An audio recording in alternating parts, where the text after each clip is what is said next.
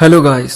तो कैसे हैं आप सभी लोग। आशा करता हूं आप सभी लोग बिल्कुल ठीक होंगे और एक बार फिर आप सभी लोगों का दिल से स्वागत है हमारे चैनल अब आपकी बारी में, जहां मैं हर हफ्ते आप लोगों के लिए लाता हूं भूत प्रेतों से जुड़ी कुछ ऐसी कहानियां जिसे सुनने के बाद आप सभी लोग सोचने में मजबूर हो जाते हैं क्या वह सच था। तो अगर आपने अभी तक हमारा चैनल सब्सक्राइब नहीं किया है तो जल्दी से सब्सक्राइब कीजिए ऐसी और भी कहानियां सुनने के लिए। भूत प्रेत का नाम सुनते ही डर और हजारों सवाल हमारे मन में पैदा हो जाते हैं। क्या वो चीजें सच में होती हैं या नहीं। जहां कुछ लोग भूत प्रेतों को सिरे से नकारते हैं, वहीं कुछ लोगों का इन पे भरोसा भी है। उनका मानना है कि जहां अच्छी चीजें हैं तो वहां बुरी चीजें भी है, क्योंकि आत्माएं कभी नष्ट नहीं होती।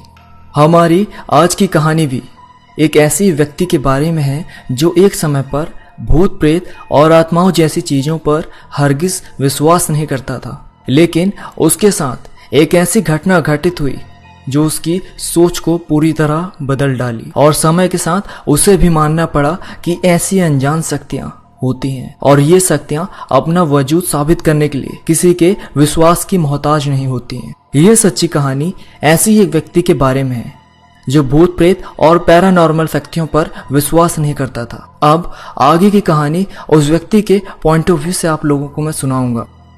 मेरा नाम मयूर माधवाड़ी है और मैं बिंदी पाउडर मेकअप वगैरह सामान का होलसेल व्यापारी हूँ।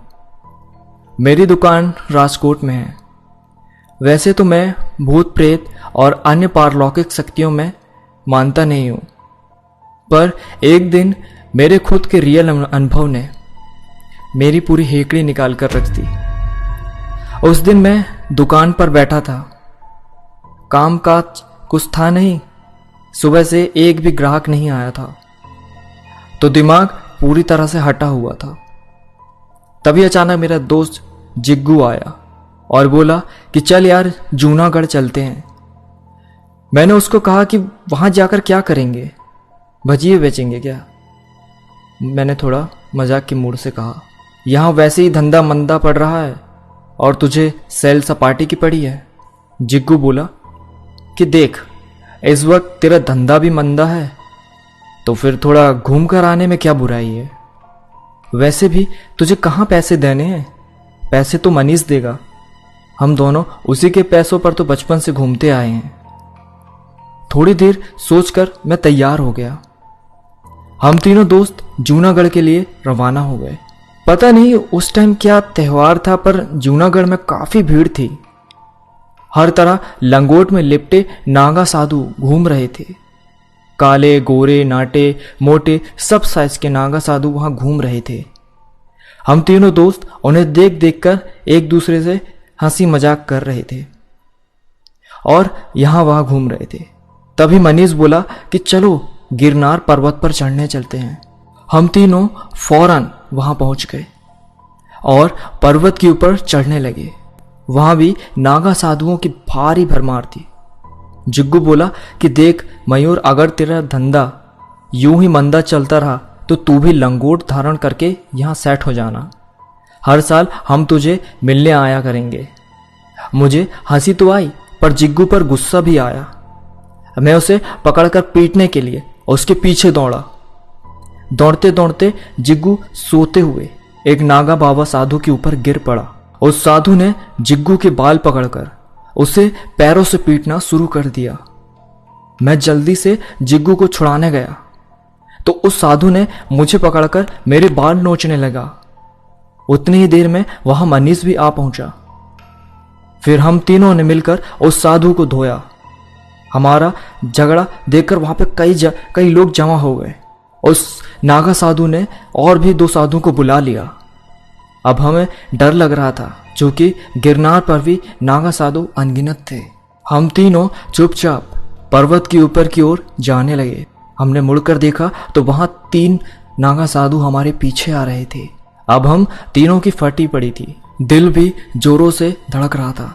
3 लंगोटधारी पहाड़ी साधु हमारे पीछे इस तरह आ रहे थे जैसे अभी पकड़कर हमें नीचे ही फेंक देंगे। हम पहाड़ के ऊपर तक जा पहुंचे और रुक गए। वह तीनों हमारे पास आए और उन्होंने सीधा जिग्गू को पकड़ा। मैं और मनीष जिग्गू को उनसे छुड़ाने लगे तो वह हमें ही घूसों और लातों से पीटने लगे। हम जमीन पर पड़े थे, तभी वह तीनों जिग्गू को हमसे दूर ले गए। थोड़ी देर बाद हम खड़े होकर अपने दोस्त को ढूंढने लगे। हमें जिग्गू पास ही सीढ़ियों पर बेहोश मिला। उसके चेहरे पर पानी मारने से वह जाग तो गया, पर वह हमसे बात नहीं कर रहा था, शायद सदमे में था। उसे संभाल कर वहां से उसके घर ले गए। फिर हमें जिग्गू ने बताया कि उन 3 नागा साधुओं ने उसे किसी अंधेरे कोने में बैठाकर तांत्रिक मंत्रोच्चार किए और भभूत मिला पानी जबरदस्ती पिलाया। फिर उन्होंने कहा कि हम कुछ समय बाद तुम्हें लेने आएंगे और हमेशा के लिए तुमको हमारी बिरादरी में आना होगा।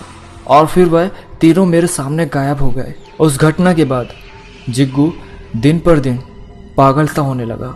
उसे अपने घर में भी वह 3 नागा साधु नजर आते थे। उसने मुझसे और मनीष से बात करना भी छोड़ दिया है। उसके घर वाले भी समझ नहीं पा रहे थे कि जिग्गू को कैसे ठीक करें। बार बार जिग्गू यही बोलता रहता था कि मुझे वह लोग लेने आएंगे, मुझे उनके साथ जाना होगा, मैं नहीं गया तो वो मुझे मार डालेंगे। हमने पुलिस फरियाद भी की, लेकिन पुलिस वालों को इस मामले में कोई तुक नजर नहीं आया। उन्होंने उल्टा ही हमें डांट दिया। ऐसी जगह पर मस्ती करने जाते ही क्यों हो? शराफत से घूमकर लौट आते तो कुछ नहीं होता।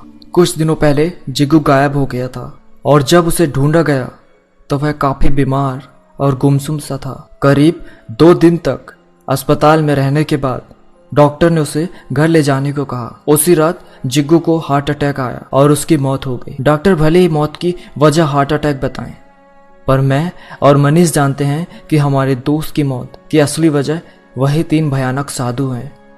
इस पूरी घटना में जो बात रहस्य बन के रह गई, आखिर ऐसा क्या हुआ जिग्गू के साथ कि उसकी मौत हो गई? क्या सच में उसकी मौत की वजह हार्ट अटैक थी या फिर कुछ और?